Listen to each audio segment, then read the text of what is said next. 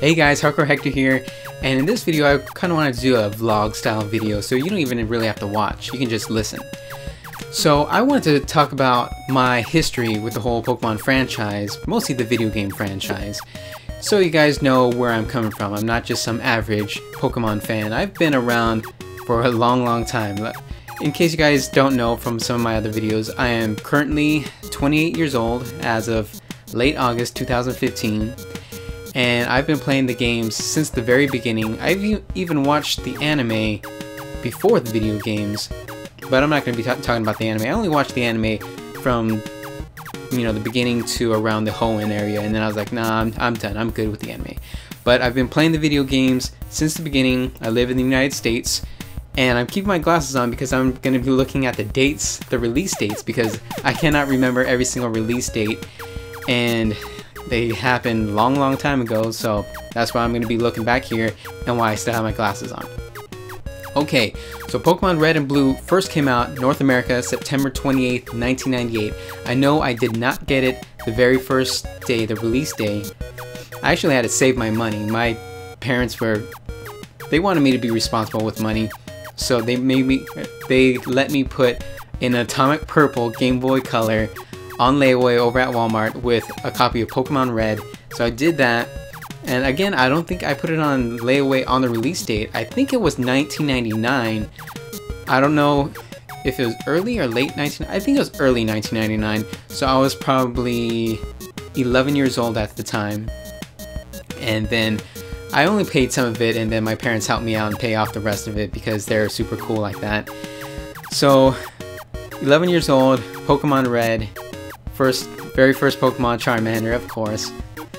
And I don't think I ever bought Blue. I know I played with other people that had Blue, but I don't think I bought Pokemon Blue.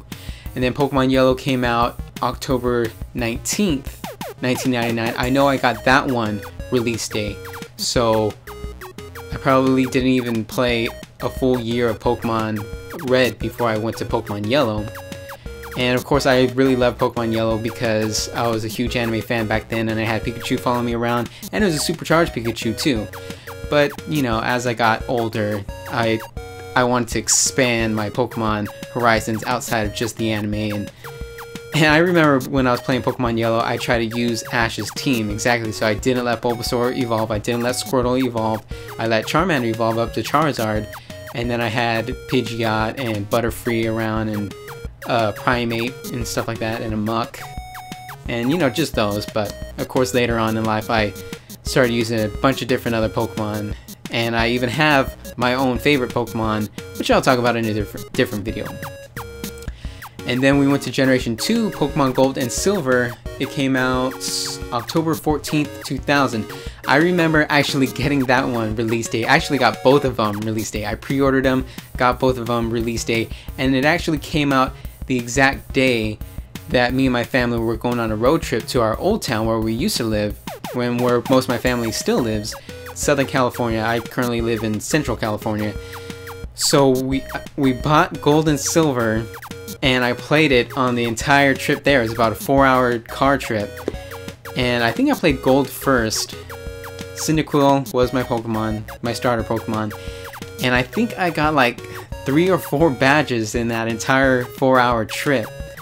And then of course I played Silver later on, and I don't remember how I traded with myself. I think I might have played Pokemon Stadium 1 and 2 to help trade with myself, and I had 2 transfer packs and 2 controllers.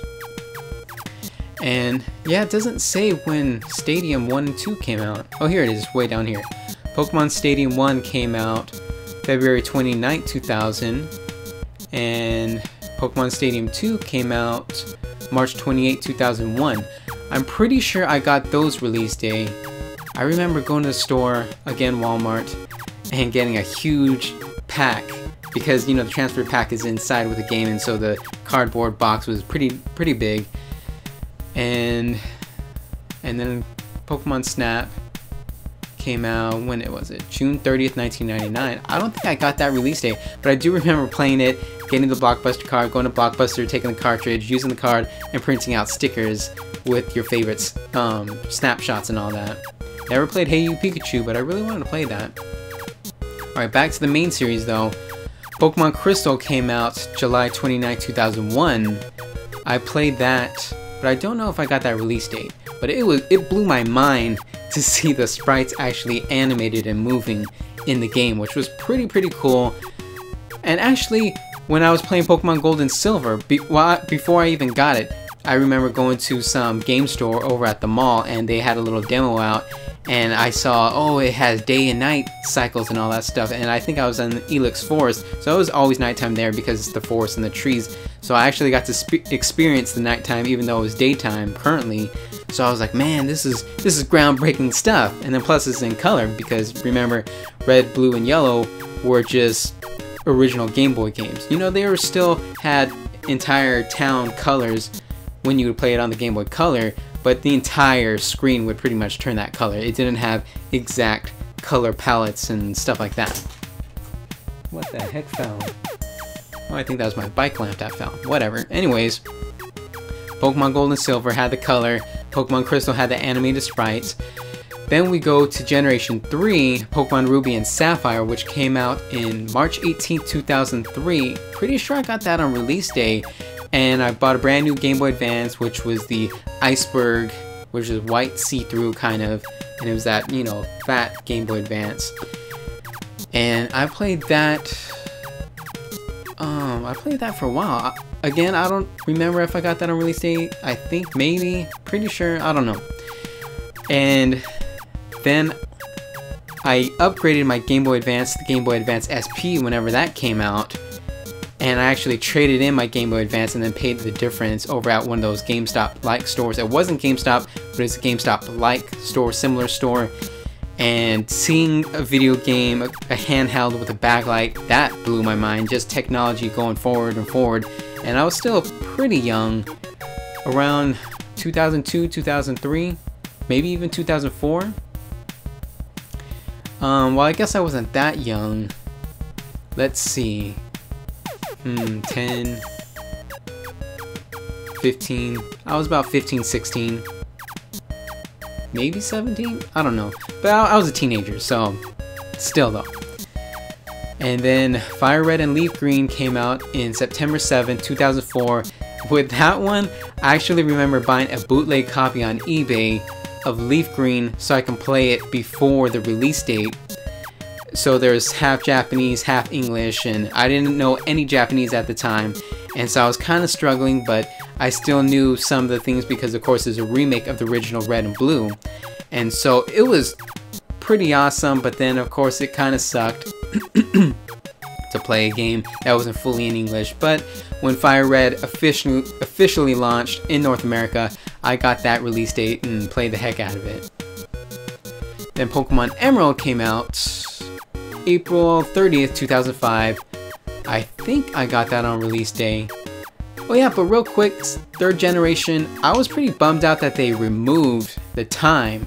Not only were day and night cycles gone, but they just kind of removed time altogether, and it was pretty much impossible to get, you know, those Pokemon that evolved during the day and during the night. Like Eevee only evolved during the day and night, and the only way to get it to evolve was to play Pokemon Coliseum story mode. Around this time, Pokemon Mystery Dungeon started coming out. Pokemon Puzzle Challenge and Trading Card Game 2. I never played any of those games. Pokemon Dash, Chose, Pokemon Ranger. Yeah, I didn't play any of those. Well, I think I played one of the Pokemon puzzle games, but it was on the Nintendo 64. And then Pokemon Diamond and Pearl came out April 22nd, 2007 on the DS. But I graduated high school by then, so of course my parents weren't really willing to buy me stuff. I didn't have a good enough job, so I didn't play the DS, didn't play Pokemon Diamond and Pearl for the longest time. I don't think I played it until at least Pokemon Platinum came out, which was March 22nd, 2009. But I didn't play Platinum, I played Diamond instead. And playing that, again, the changes in Pokemon, because people keep saying, oh, Pokemon's the same game. It is not the same game. Playing Diamond and Pearl for the first time, and that was when they made a huge change to split up the battle system, all elements and types were now physical, special, and status, instead of the type making it either physical or special. So I was able to get some of my favorite Pokemon that I liked in the past, and then make brand new movesets using the whole new physical special split, and then plus there are a bunch of brand new moves to help balance out the physical and special attacks and everything. And then more Mystery Dungeon, more Ranger, and Pokemon Platinum came out March 22nd, 2009. I don't think I played that until later on, but I did play it, Pokemon Platinum. Did Platinum have the moving sprites? I don't remember. And then Pokemon Heart Gold and Soul Silver. I played that close to the release date, but not the exact release date. It's March 14th, 2010. I think I got Soul Silver first, but I ended up selling it later on, and then I rebought it. I rebought the series later, but it was Heart Gold, so I didn't rebuy Soul Silver. So I still currently have Heart Gold. And that was really cool how they allowed you to actually have Pokemon follow you around, but of course it had to be the very first Pokemon, the lead Pokemon in your party. But why didn't they drag that over into the later games? That kind of irritated me how it just died out with Heart Gold and Soul Silver. And then Pokemon Black and White came out March 6, 2011. Again, I don't think I played that launch day. I'm not sure. I might have, but I might not have. But that game, it was kind of a hit or miss for me. Some things were pretty cool, some were not. It kind of felt like they were trying to reimagine the very first original Generation 1 mixed with Generation 5. But I'm not 100% sure. It was just kind of with me. But once I got all the gym badges, I just stopped playing. And then for a while, I stopped playing for a while, but I came back and played the rest of it because there's a little bit more that you can play after you get the gym badges, but not too much. Oh yeah, and some of those past games did have the post-game stuff. I tried playing the post-game stuff, but I was pretty bad at Pokemon back in the day, as some of my friends over at IGN would tell you. I remember trying to come up with movesets, and they always bring up how I try to come up with a focus punching Blissey. But whatever, man, I was pretty crappy back then, so shut up. And so I try to play the Battle Frontier in Pokemon Emerald. I just couldn't beat a lot of those battle towers and battle facilities. I don't remember if I ever got any of those badges or symbols or whatever at the Battle Frontier in Pokemon Emerald.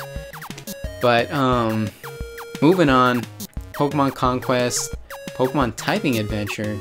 Oh, that never came out in North America, so I'm looking at the Wikipedia site of the whole Pokemon video game series. And then Pokemon Black 2 and White 2 came out October 7, 2012 in North America, but actually it came out June 23rd, 2012 in Japan. And that was actually the very first game I wrote a guide for over at IGN and got paid for. Because I did write a guide for Pokemon Heart Gold and Soul Silver, but that was totally free. They didn't pay me for it. I think they gave me, you know, some stuff like a free t-shirt and stuff like that to put it up on their site, but I also put it up on my own website. But once I got paid to do Black 2 and White 2, I could not put that on my site. Well, I put a link on my site to the IGN strategy guide.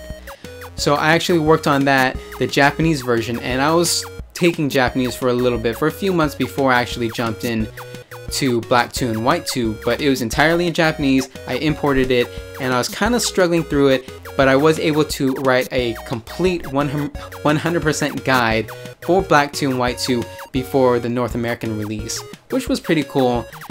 And I still have my Japanese copy of Black 2. I ended up getting the English copy of White 2 because I played Pokemon White, not Pokemon Black. And if you play Pokemon, let's say you play Pokemon Black and then you play Pokemon White 2, you actually get the same legendary Pokemon in those games. But if you play Pokemon Black and then Pokemon Black 2, you get different legendary Pokemon. So it's better to play the same color of the 1 and 2 in that series. But actually, Pokemon Black 2 and White 2 was probably my favorite Pokemon games out of the entire RPG franchise, because the story is like really in-depth in there. They even have a few little cutscenes here and there. The amount of stuff that they allow you to do with your Pokemon, with breeding and all that, is excellent. And then all the move tutors, and then all the well, it's not a battle frontier, but it's like a whole battle stadium, and then you can play against gym leaders from the past. It was just awesome. I thought Black 2 and White 2 was the best of the entire series. And then we have Rumble Blast, never played that. Mystery Dungeon Gates to Infinity. I believe I played that because my boss over at IGN asked me to play that. Came out March 24th, 2013. Did not like it. Will never play another Mystery Dungeon game again unless they ask me to and they pay me to. Then we go to Pokemon X and Y, October 12th, 2013. I played that on release day, a little bit before release day, thanks to IGN. And so, wrote a guide for that on IGN. It was pretty good. A lot of new cool stuff. New Pokemon, but not too many new Pokemon. New Mega Evolutions. I don't really care for Mega Evolutions, but hey, it's a new thing. New Fairy type, which it's hit or miss, I think. But there was pretty much nothing to do after you beat the game, and the game seemed pretty short and very, very child friendly. Another thing about Black 2 and White 2, they actually had an easy, a normal, and a hard mode. And I played it on hard mode. It wasn't that much harder than normal mode, but hey, at least they gave you something, right? And then Pokemon Omega Ruby and Alpha Sapphire, played that release date, a little bit before release date, thanks to IGN. November 21st, 2014, again on 3DS. Yeah, I should mention, when did I get a 3DS? I think I got a 3DS before Pokemon came out, just to make sure, before Pokemon, yeah, because Pokemon X and Y was the first 3DS Pokemon game, so I got it before that first 3DS Pokemon game. I actually borrowed a friend's DS to play Pokemon Diamond, and then I ended up buying my own, I believe. Oh no, I didn't buy my own. I used my niece's for a while, and then I bought my own 3DS to play the DS games, and then eventually the 3DS Pokemon games. And then it goes into console games. As I said, I played Pokemon Stadium and Stadium 2, Pokemon Snap, never played Hey You Pikachu, Pokemon Puzzle League on the 64. I played that a little bit because like a friend had it, I think, so I didn't own it, but I played a little bit of it. Pokemon Coliseum, played that, release day, I'm pretty sure, February 10th, 2004. I don't know if I ever beat all the stadiums and all that kind of stuff. Didn't play Pokemon Box or Pokemon Channel.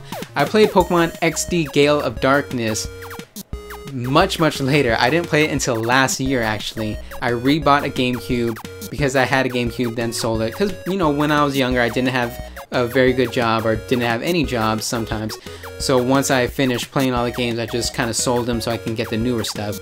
But recently, I decided to buy the older consoles, or some friends had some too, and then they just gave them to me. So I currently have a Nintendo 64 and a GameCube. Bought Pokemon XD Gale of Darkness, played through it. It was okay. I guess it's kind of like Pokemon Coliseum story mode, sort of.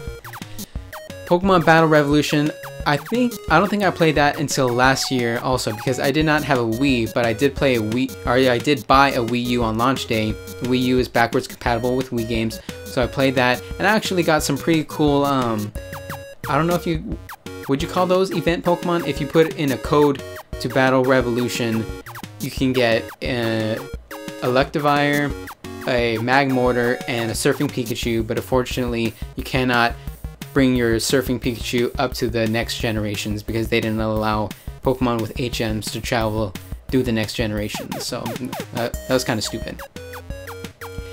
Then My Pokemon Ranch, I don't remember that game. Pokemon Rumble, did not play. Pokepark Wii, Pikachu's Adventure, did not play. Pokepark 2, Wonders Beyond, did not play. Pokemon Rumble U, did not play. Pokken Tournament, it's coming up soon. I don't think I'll play it because, as I said in a different video, I am not good at fighting games. And that's it. That's my whole history with Pokemon. So I played every single Pokemon game in the main series, a few of the spin-off series games, I don't know, whatever. And yeah, that's it. Tell me what your guys' experience is with Pokemon, with the whole Pokemon franchise, with the whole Pokemon series. What games have you guys played? Leave a comment telling me. And like this video if you liked it. I'm Hardcore Hector. That's my Pokemon history. Subscribe if you want to see more game related videos like this. And definitely more Pokemon videos. See you guys later.